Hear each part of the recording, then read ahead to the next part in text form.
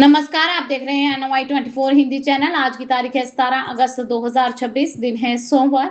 हिंदू पंचांग के अनुसार श्रावण मास के शुक्ल पक्ष की पंचमी तिथि है और इस दिन सावन का सोमवार है, तो सोमवार का व्रत और नाग पंचमी का दुर्लभ संयोग बन रहा है। अभिजीत मुहूर्त की अगर बात की जाए तो दोपहर के 11:59 से लेकर 12:51 तक का समय जो है वो अभिजीत मुहूर्त का रहेगा। राहु काल सुबह 7:29 से लेकर 9:07 तक का समय जो है राहु काल का रहेगा। अब नजर डालते हैं इस बुलेटिन की अहम और बड़ी खबरों पर। सबसे पहली और अहम खबर की तरफ चलते हैं। राहुल गांधी की याचिका पर सुप्रीम कोर्ट में आज सुनवाई होगी। सुप्रीम कोर्ट आज कांग्रेस नेता राहुल गांधी की उस याचिका पर सुनवाई करेगा जिसमें इलाहाबाद हाईकोर्ट के आदेश को चुनौती दी गई है। हाईकोर्ट ने सीबीआई और ईडी को उनके खिलाफ आय से अधिक संपत्ति के आरोपों की जांच करने के निर्देश दिया था।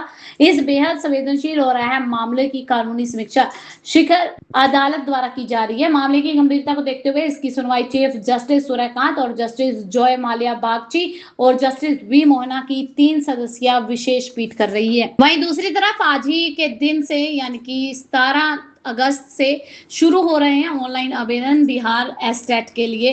बिहार स्कूल एजुकेशन बोर्ड यानी कि BSEB द्वारा स्टेट एलिजिबिलिटी टेस्ट एस्टेट 2026 के लिए ऑनलाइन रजिस्ट्रेशन की प्रक्रिया जो है आज यानी कि 17 अगस्त से आधिकारिक वेबसाइट BSTET.org पर शुरू हो रही है। बिहार के सरकारी स्कूलों में माध्यमिक कक्षा 9 से लेकर 10 और उच्च माध्यमिक 11 से 12 शिक्षक बनने के इच्छुक उम्मीदवार इस पोर्टल पर जाकर अपना रजिस्ट्रेशन कर सकते हैं। एप्लीकेशन के लिए कैंडिडेट्स को तय योग्यता जो है उनकी शैक्षणिक योग्यता, एकेडमिक योग्यता होनी चाहिए और आयु सीमा के मापदंडों को पूरा करना होगा। इससे विस्तृत जानकारी जो है अधिकारित अधिसूची में दी गई है। बढ़ते हैं अगली बड़ी और अहम खबर की तरफ। पीएम नरेंद्र मोदी के भाषण पर संजय सिंह का पलटवार। विकसित भारत को बताया गया झूठा जुमला।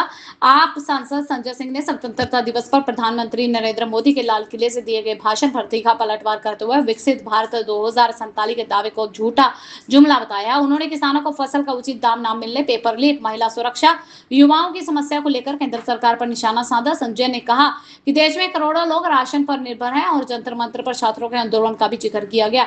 उन्होंने सवाल उठाया कि पिछले 12 वर्षों में देश को वास्तविक में क्या मिला है।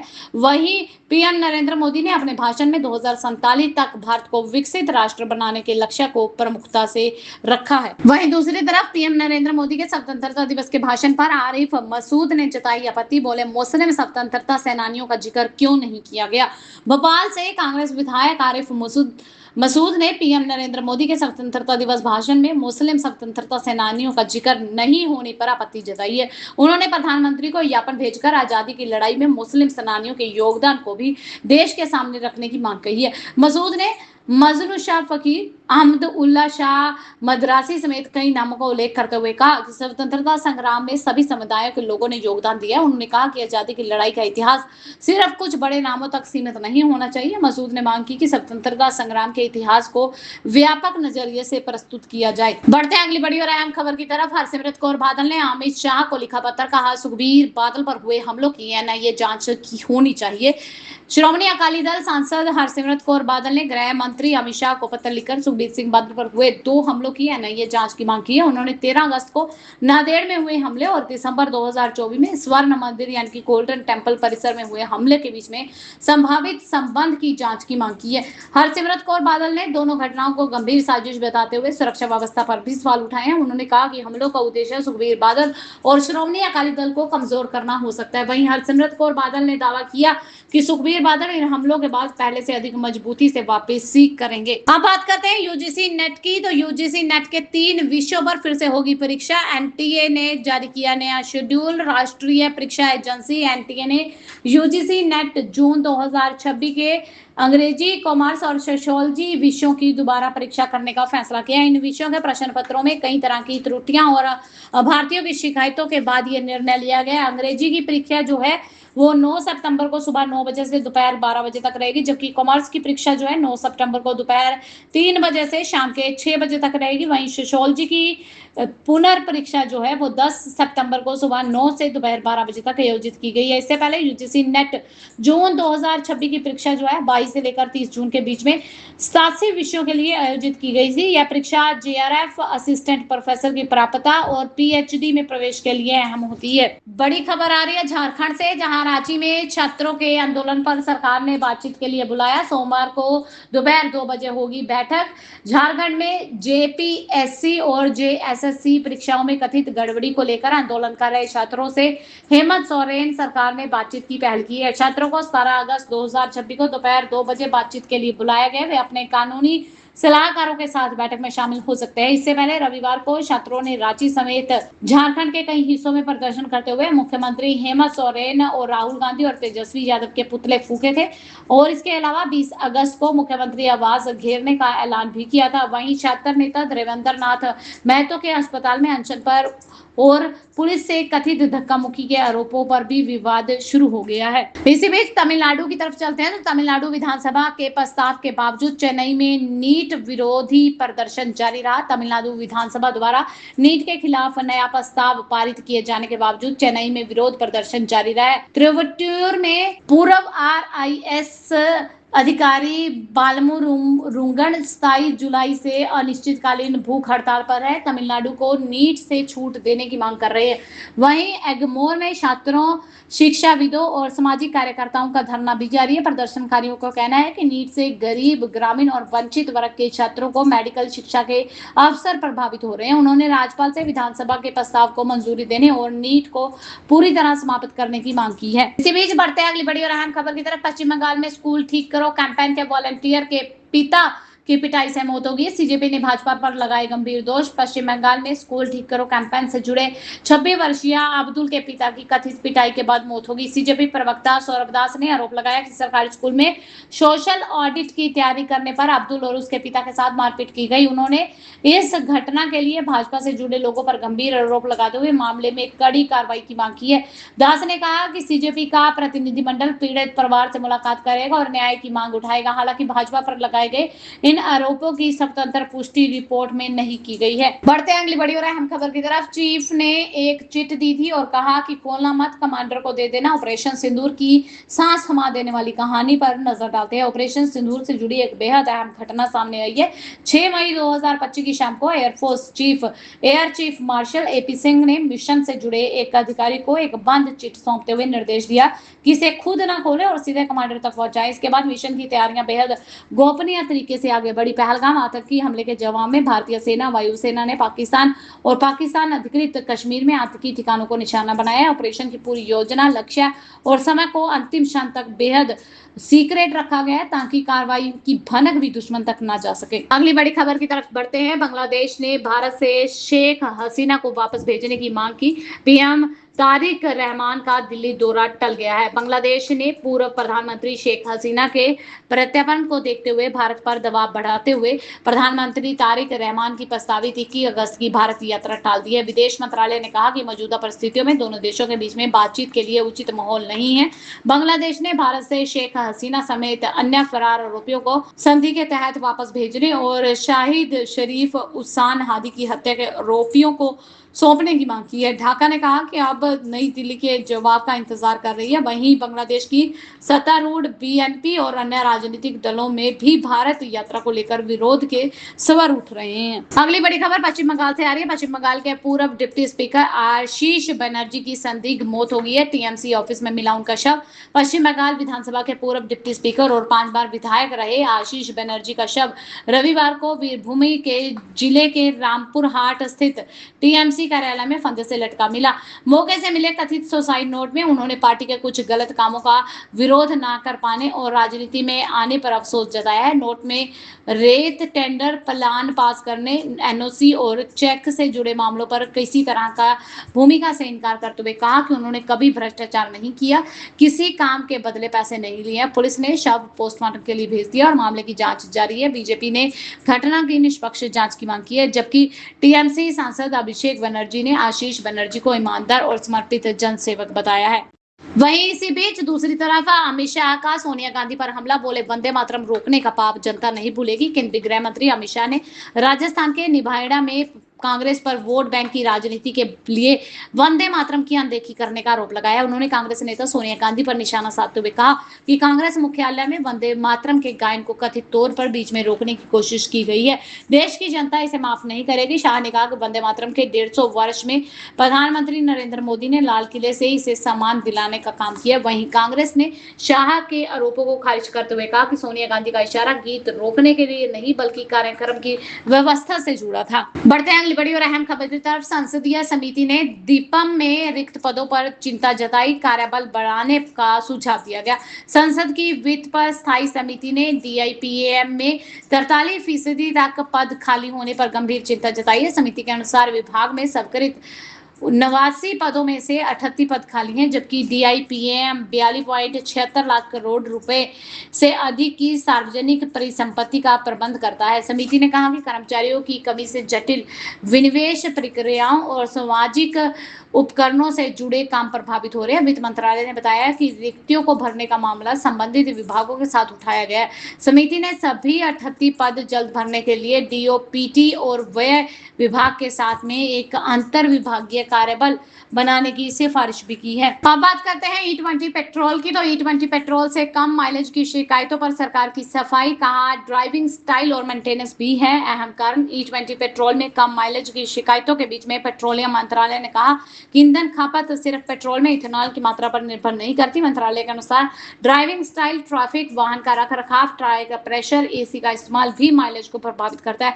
सरकार ने बताया कि E20 को इंजन की मजबूती, स्टार्टरिंग और जंग से बचाव समेत कई पहलुओं पर जांचा गया। हालांकि सरकार पहले मान चुकी है कि कुछ वाहनों में E20 से ईंधन बचत करीब 3 से 5% तक कम हो सकती है। तेल कंपनियों ने भी पेट्रोल में अत्यधिक क्लोराइड और पानी की मिलावट की बड़ी समस्या से इनकार किया है। बड़ी खबर केरल से आ रही है। केरल में बीजेपी को झटका लगा है। अभिनेता S देवन ने पार्टी और प्रदेश उपाध्यक्ष पद छोड़ दिया है। अभिनेता और भाजपा नेता S देवन ने रविवार को केरल बीजेपी के प्रदेश उपाध्यक्ष पद के साथ पार्टी की प्राथमिक सदस्यता से भी इस्तीफा देने का ऐलान किया है। कन्ना चिकुलंगरा देवी मंदिर में आयोजित कार्यक्रम में उन्होंने कहा कि पिछले 5 वर्षों में उन्हें महसूस हुआ कि उनकी राजनीतिक सोच और बीजेपी की विचारधारा में बाहर काफी अंतर है।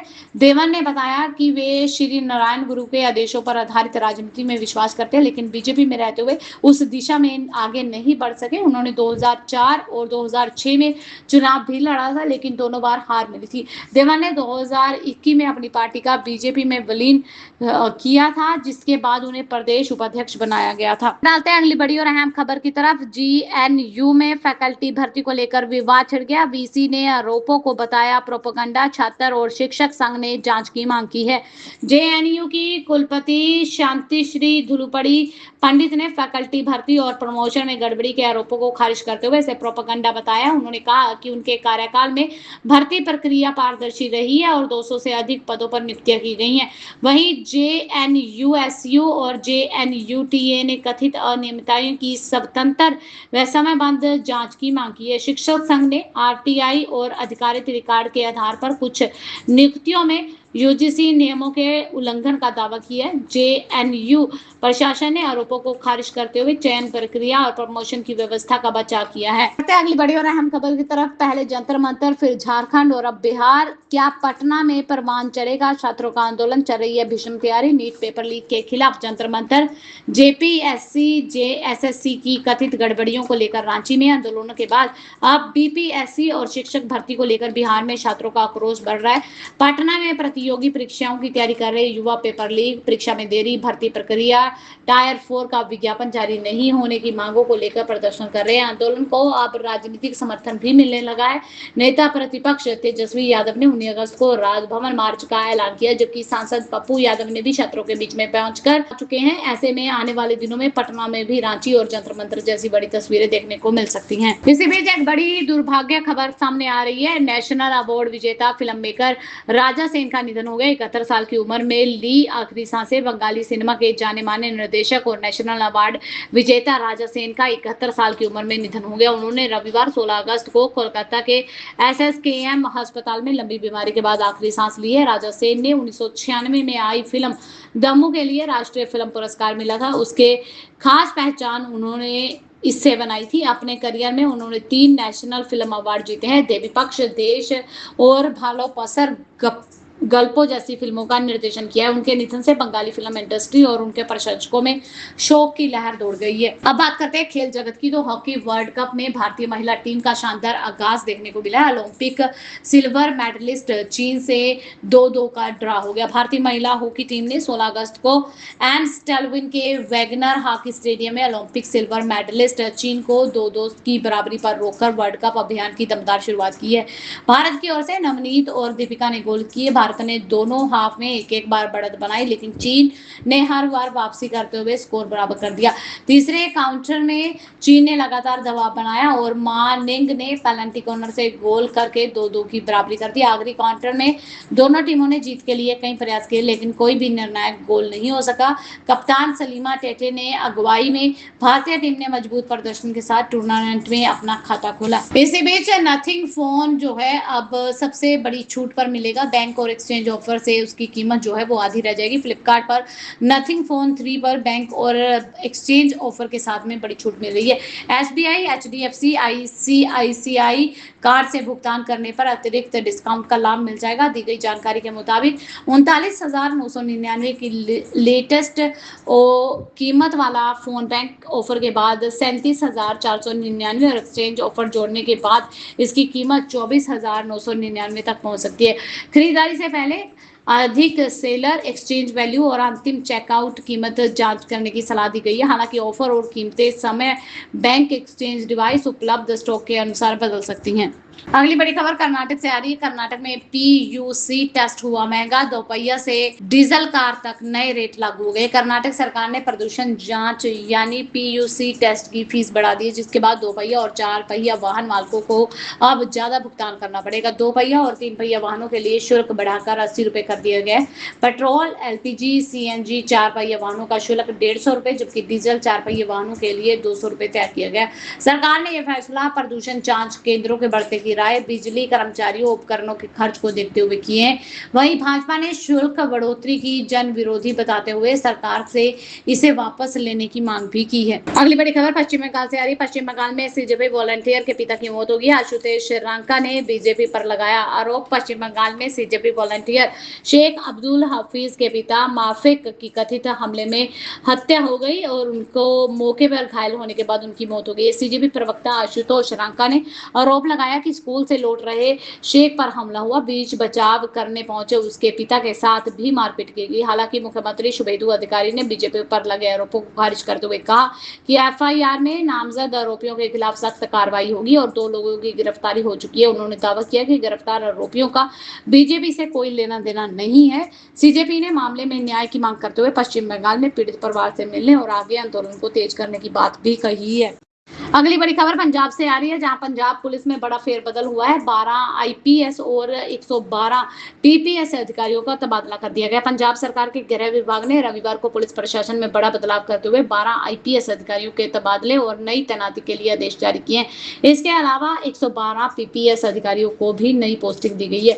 वी निर्जा को स्पेशल डीजीपी एनआरआई पंजाब, जबकि राकेश कुमार जायसवाल को एडीजीपी साइबर क्राइम पंजाब बनाया गया। उनके अतिरिक्त रूप में एडीजीपी जेल का कार्यभार भी सौंपेंगे। नानक सिंह को डीआईजी इंटर विजिलेंस सेल के साथ डीआईजी रोपड़ रेंज के अतिरिक्त जिम्मेवारी मिली है। वहीं अरविंद मीना को DCP law and order Ludhiana, Aakarshi Jain को डीसीपी हेडक्वार्टर अमृतसर, जसरोप कौर को DCP law and order Jalandhar, Aditya S wire को डीसीपी सिटी जलंधर नियुक्त किया गया। आदेश के मुताबिक सभी अधिकारियों को तत्काल नई जिम्मेवारी संभालने के लिए निर्देश दिए गए हैं। सीएम योगी की, तो सीएम योगी अटल स्मृति संध्या में बोले। सीएम योगी की अटल जी कहते थे, राजनीति सत्ता सुख के लिए नहीं, जनसेवा और त्याग के लिए है। मुख्यमंत्री योगी आदित्यनाथ ने लखनऊ में आयोजित अटल स्मृति संध्या में कहा कि राजनीति सत्ता सुख का माध्यम नहीं है, बल्कि जनसेवा, त्याग, राष्ट्रहित के लिए होनी चाहिए। उन्होंने पूर्व मुख्यमंत्री अटल बिहारी वाजपेयी के राजनीतिक जीवन को आदर्श बताते हुए कहा कि अटल जी ने हमेशा पार्टी से ऊपर उठकर राष्ट्र को रखा है।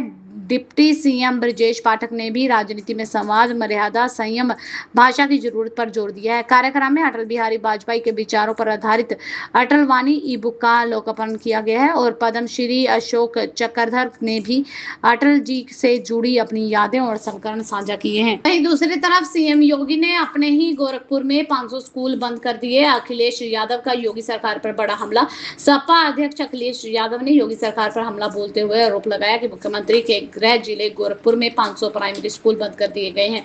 उन्होंने इसे लेकर सरकार पर निशाना साधते हुए कहा कि जनता के मुद्दों को नजरअंदाज किया जा रहा है। अखिलेश ने कानपुर लखनऊ एक्सप्रेस के गड्ढों, लखनऊ की गंदगी, E20 पेट्रोल को लेकर सवाल उठाए। उन्होंने भाजपा सरकार के 300 करोड़ पेड़ लगाने के दावे पर भी तंज कसते हुए कहा कि ये पेड़ जमीन पर कहां लगे हैं। अखिलेश ने सामाजिक न्याय और लोगों के अधिकारों के लिए संघर्ष जारी रखने की बात कही है। अगली बड़ी खबर रेलवे विभाग से आ रही है, जहां 19 अगस्त से बदल जाएगा लखनऊ नई दिल्ली तेजस एक्सप्रेस का नाम। 19 अगस्त से बदलेगा लखनऊ नई दिल्ली तेजस एक्सप्रेस का नाम।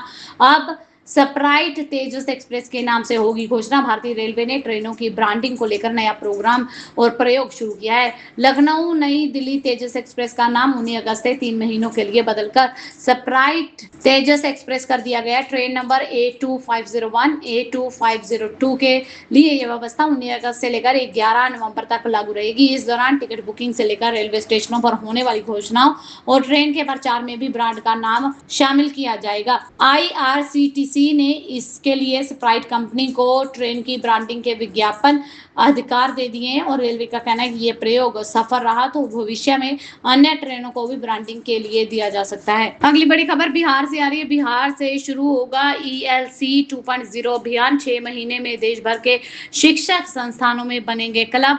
ECI का ELC 2.0 अभियान लॉन्च हो गया। 15 लाख स्कूल और कॉलेजों में बनेंगे निर्वाचक सुरक्षा क्लब। मुख्य चुनाव आयुक्त जानेश कुमार सोमवार को बिहार से निर्वाचित सुरक्षा क्लब ELC 2.0 का राष्ट्रव्यापी अभियान शुरू करेंगे। चुनाव आयोग का लक्ष्य अगले आने वाले 6 महीनों में 15 लाख स्कूल, 70,000 कॉलेज और 1,420 विश्वविद्यालयों में ELC बनाकर उन्हें ECI नेट से जोड़ना है। कक्षा 9 से पोस्ट ग्रेजुएशन तक हर कक्षा में एक छात्र और एक छात्रा को ELC मॉनिटर बनाया जाएगा। क्लबों में चुनावी प्रक्रिया, लोकतांत्रिक व्यवस्था, फर्जी सूचनाओं की पहचान को लेकर क्विज, वाद विवाद, मॉक चुनाव और जागरूकता कार्यक्रम होंगे। बेहतर प्रदर्शन करने वाले ELC मॉनिटरों को हर साल 25 जनवरी राष्ट्रीय मतदाता दिवस पर प्रखंड से राष्ट्रीय स्तर तक सम्मानित किया जाएगा। वहीं दूसरी तरफ 19 अगस्त को तेजस्वी यादव के लोक भवन मार्च पर NDA का तंज। कहा विपक्ष अब प्रदर्शन भी न करे तो क्या बैठा रहे। बिहार में नेता प्रतिपक्ष तेजस्वी यादव ने